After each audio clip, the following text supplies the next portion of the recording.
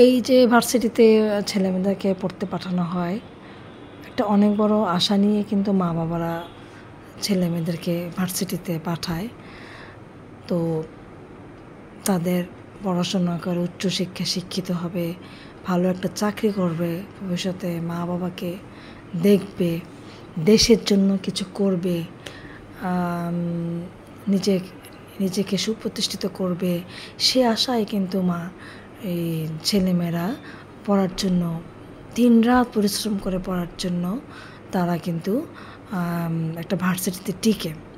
তো যখন কোনো অধিকার আদায়ের জন্য দলমত নির্বিশেষে সব আসলে সেখানে দল বলতে কিচ্ছু নেই, আসলে শুধু অধিকার, তাদের অধিকারটার জন্য ওরা কিন্তু যখন ওরা ঝাঁপিয়ে পড়ে তখন কিন্তু সেই অধিকার যেটা তারা পায় ফল হিসাবে, সেটা কিন্তু শুধু ওরা ভোগ করে না, এই ভোগটা কিন্তু নেক্সট জেনারেশনও ভোগ করবে। আসলে কিছু ভালো কিছু পাওয়ার জন্য কারো না কারোকে তো উদ্যোগ নিতে হয় পাওয়ার জন্য।